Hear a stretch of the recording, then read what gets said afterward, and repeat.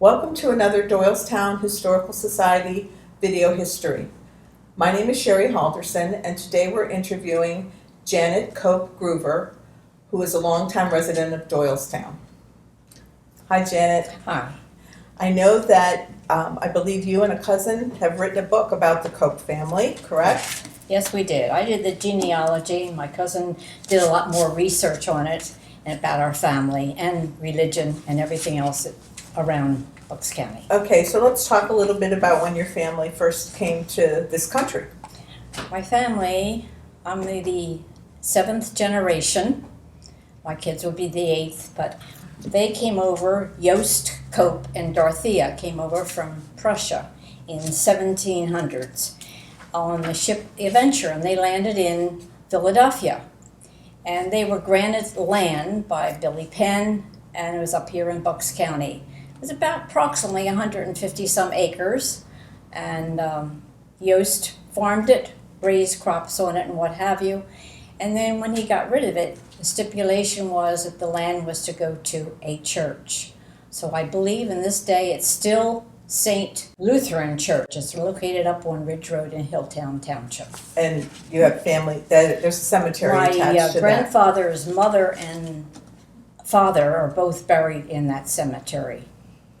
However, I can't find their burial stones, but I confirmed it with a church that they are actually buried in that land. Okay, now I remember you telling me that at one point Jost came across on the streets of Philadelphia a rather famous Philadelphian that he met. I believe you said the man was 24 years old. Ben Franklin. Ben Franklin. Ben Franklin. And Jost was 27. Okay. And they got to know each other, and I think he helped him help him with the land. That's what I'm assuming. That's pretty cool. Okay, now let's talk a little bit more about Cope generations. I know that there are a couple that have come to Doylestown before you, or maybe not before you. You have a cousin? My grandparents lived on what is known as Colonial Greene. It was a farm back then, and it was 56 acres. It was called Spring Ridge Farm. And my grandmother was adopted by the family that lived there. Mr. and Mrs. Nash had no children, and they adopted my grandmother because her father had worked for John Wanamaker down in Abington, in that general area. Mm-hmm. And he was a chauffeur for John Wanamaker. And unfortunately, I was told, a horse kicked him in the head, and he died. So my grandmother's mother did not want to take care of the children. She couldn't afford to do it. Wanamaker wanted to educate them on what have you, but she didn't want to do that. So she farmed them out. And Mr. Nash and his wife had no children, and they adopted her. So she went to the farm there in Limekiln Road, and that's where she lived, and she owned the farm. So when she met your grandfather... He worked on the farm. Okay. Back then, that's the way people did it. Right. So did your grandmother keep in touch with any of her siblings? Was she... One, a stepbrother. His name was Elwood. Okay. Felton. He had a garage, I understand. I used to go see them when I was a kid. They had a garage in Conshohocken. And we would go over there periodically and visit them. And that's the only contact that I know that my grandmother kept. Okay. There may have been others, but she didn't forthwith with them. So let's go to when you were born. I was born in 1933, March 1st. At the original Doylestown Hospital on Oakland and Pine Street. I'm not sure who the doctor was. I do know that after I was born, Dr. Bradford Green was my physician. Okay. And my mother and she did not want to live on the farm, so my father rented a place on Main Street in Doylestown, Samuel Wiggins' house, and I'm told that it's one of the oldest houses in Doylestown. And we lived there for 3 years till my mother was committed. And I went back to the farm with my dad and my grandparents and lived there ever since. almost ever since. Oh.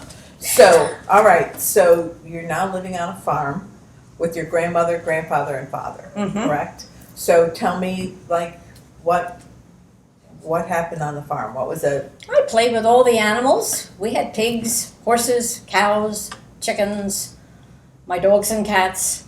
I had fun playing with the little piggies. We used to run around. They were great playmates.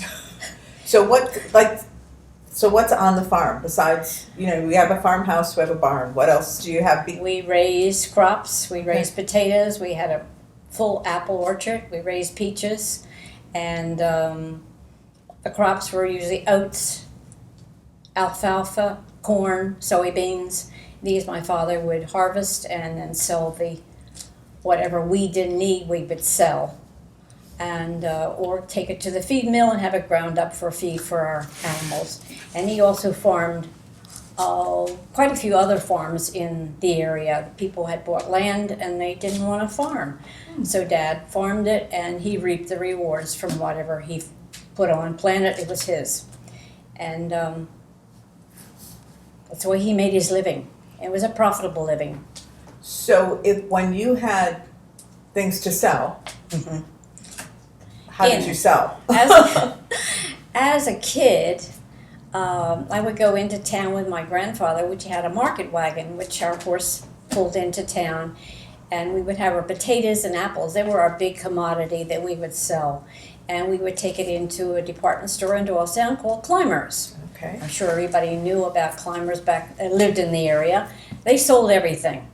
So they would buy, barter, that's what we did, barter. Okay. And we in turn then would get our flour, sugar, other necessities that we needed that we couldn't make ourselves. Right. We made our own butter, our own ice cream, we had our own milk. We actually even made our own cottage cheese and sour cream back then because we had our own dairy. Right. So did the other people work on your farm then? Mainly it was my father and my grandfather for many years till he started farming more. And then he hired a couple hands, people that lived in the neighborhood. They had little farms of their own. Their boys wanted to do something, so they came and worked for my dad. In the summertime, they were very busy, needless to say, from spring to fall. I was going to say raising the crops, harvesting, selling it, whatever they had to do. Making all that. So your grandmother now is making ice cream and churning butter and doing all that. Was she strictly on the farm? She did everything. She worked in the garden. She planted the garden. She helped in the field if they needed them. She was a hard-working lady. She also worked at the Chestnut Grove Manor in Doylestown. Once in a while, she would go up there and cook meals for the people that came there to stay. She was an excellent cook. I was not allowed to be involved with anything. I could sit and watch. Mondays was wash day. Tuesday was ironing day. Friday was always baking day. We always had cinnamon buns, cookies, anything you want we had. And she made all the meals. Yeah. She was an excellent cook. But she didn't let you participate. No. I was supposed to sit there and watch. I was not allowed to. Slap my fingers if I got in the way. But normally I went out and played with my cats and dogs, or I'd run off in the fields with my grandfather and dad. And as I got older, I was able to help them, like pulling bales off the loader and what have you, doing just little things. And of course I fed my horses. Active young life. Run through the meadows with the cows and my dog. We had a good life. So did you have no friend? What was around your farm? Other farms? There was other farms, no children. Anybody who had children lived quite a few miles from you. The farms, most of them were 50-some acres. So it's a good stretch of land. And you just couldn't walk off and meet somebody. I didn't really have any playmates till I got in grade school. So you're really, even though for us we don't consider it, but you're really in the country. We were in the country, definitely. Okay. Beautiful country. Yeah. We had a few friends that lived nearby, but they had no children. And so you really had no contact till you got into school. And we all come from the country. I went to Edison School, which is a few miles from where I lived. We had to go by bus. It was the only way you could get there. It later became known as the Paul W. Cook School, and it was grades from 1 to 8, Okay. and that's where I Yeah, that's my a grammar distance. school. A distance. It from was where a distance, and there was no snow days. that The bus- chains got put on the bus, and away you went. Yeah, that bus got you there, right? That's right. Okay, so after, I think I want to go back a little bit because we were talking about, you were born in 1933. Mhm. World War II started in 1939. I believe you had family that participated in both world wars, correct? My two uncles were in World War One. Uncle Lloyd, who was a mailman in Doylestown, he was in the Navy, and my uncle Kurt, who was in the Army, and he also was a mailman, but he went out towards Erie, Pennsylvania. That's where his mail route was when he left the service. Okay.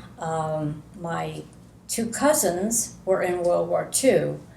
One was in the Army, and I believe he was located in Turkey. I don't think he did really anything to do with fighting, and the other one was in the Air Force.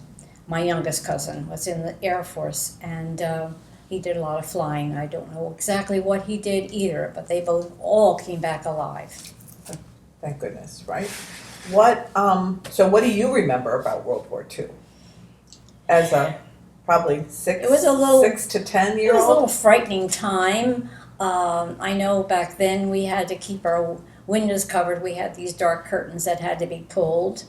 And my father was in the Civil Air Patrol. And he would go down and stand at the corner of our road and make sure that everybody had their lights off. And he was just there as an added precaution. I thought it was kind of neat, but then it was also a little scary, Right, not sure. knowing whether the planes would go over. So did you have a radio in your home? Yes, we had a radio. Okay. Oh, yes, we listened to the radio. All right, well, let's talk about high school. High school, I went to Doylestown. All country kids in our area went to the Doylestown High, and that was kind of an exciting time. As we're coming from a little country school, some were one-roomers. I fortunately was in where there was 8 grades all there in 8 different rooms, Oh, okay. which wasn't quite as appalling as the ones that had one rooms. But we all went into Doylestown High, and it was a wonderful school. We graduated there in 1951, and we graduated from there. All right, well, now we have you in high school, you've graduated, and what'd you do from there? Well, when I graduated from high school, I was a senior and my grades were up and everything else, and had gone into bookkeeping. So I worked for Summer May Creamery while I was still in high school, and they decided to keep me. So I stayed with them. And that was located where? Summer May Creamery was on Union Street. Okay. R.V. Umholtz was the owner at the time.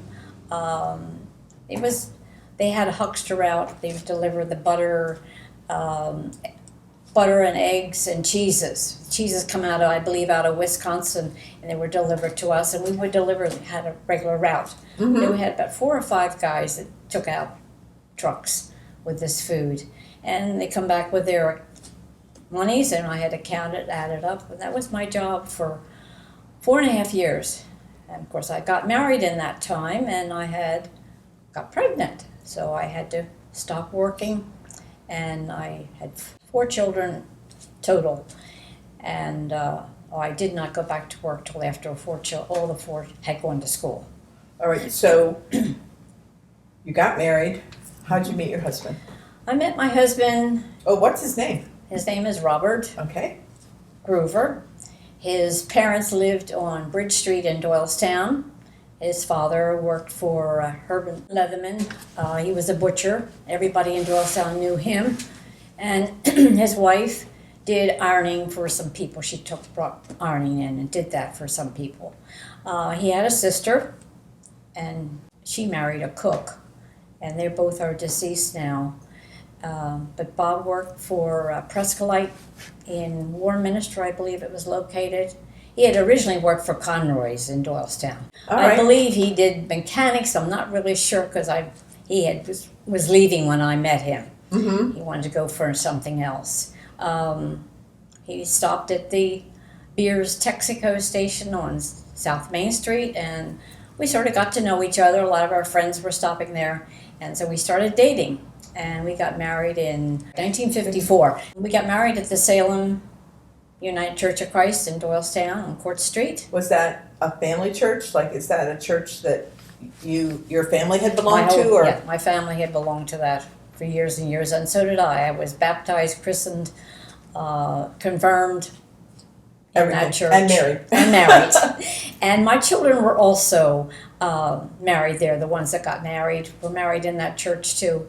And my great-grandchildren were also baptized in that church. Oh, that's So wonderful. we love that church. It's really great. I have 4 children. And do you have grandchildren? I have 1 grandchild. She lives in Ivyland, and she has 4 children. Oh. So So I you have have 4 great-grandchildren. Wow. 3 boys and 1 girl. I want to go back to your wedding, because we talked about where you were married. Mm-hmm. What about reception? Reception was at Conti's in Cross Keys. It was a well-known restaurant. My father knew the family, and so we were quite friendly with them. And of course, Walt, the son, I had a lot of contact with him through Summer May Creamery too, because they always came up and picked eggs, chickens, Okay. anything we had to sell, they would buy. So I had my wedding there. It was a beautiful service, and great place. Yeah, yeah. it Sad was. it's not there anymore. So now, speaking of sad, in 1970, you lost both your father and your husband, correct? Yes, that was a bad year, 1970. My husband died in January 15 of 1970. I had to leave the farm in September of 1970. And my father died in December 15th of 1970. Okay, so from the farm, now tell us a little bit about that, because I know there's some buildings that the farm was sold and became Colonial Greene. Mm-hmm. I know there's still some buildings from the original.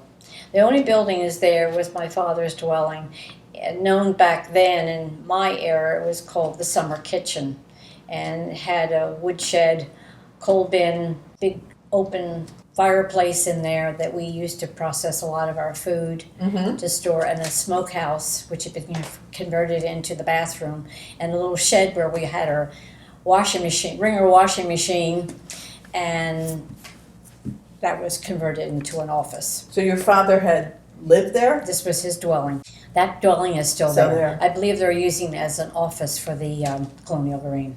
I Okay. believe. All right, so now you've sold the property and moved to where? I moved to New Britain, Barry Circle. There was a development there of about 7 homes. I believe they were built by Blythe back in World War II. There was about 7 homes in there, and I bought one of those homes, Cape Cod, and that's where I raised my kids, and they graduated from school. And then in 1991, I sold the house to my 2 sons. They bought it. Oh, okay. And I moved to Westwick, which way back, Westwick was just a farmland. They had cows, it was a meadow, and this had been bought out, and they built homes in there. You still live there? I still live there. I like it. It's very nice. It's handy to Doylestown. It's handy to everything, really. Right, right. So now tell me, so your children have left and you decide to go back to work. How did that happen? Like for your next job, I know what it is. How did you happen upon that position? Well, after the children were all in school, we had moved to the farm, of course, and unfortunately my husband was laid off from where he worked.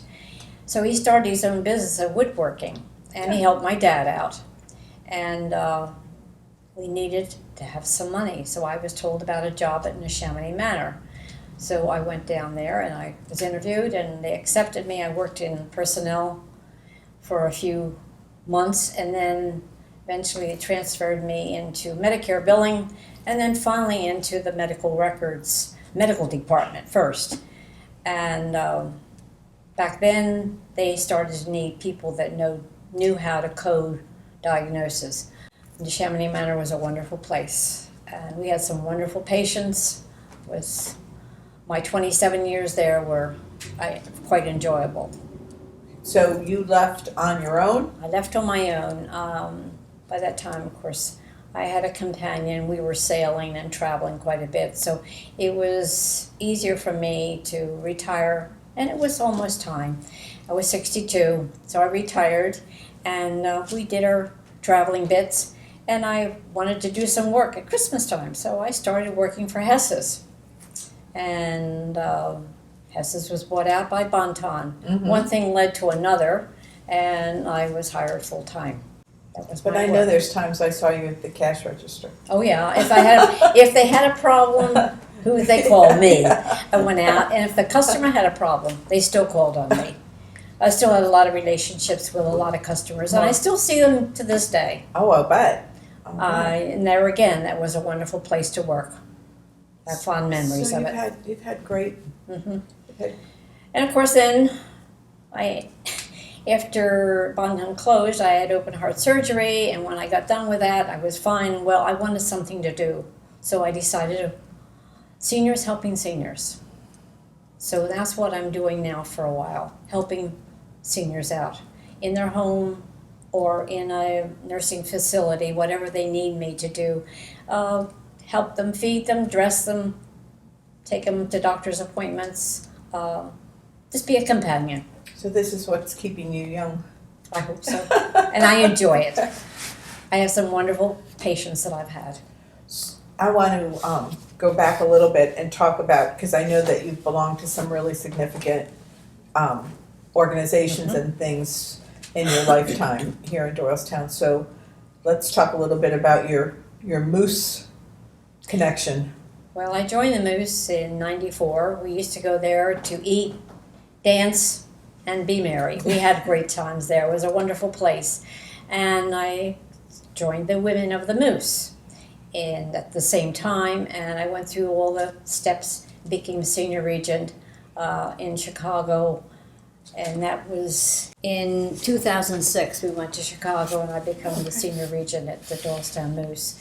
I'm not sure what year the Moose finally closed. It was a sad day for everybody.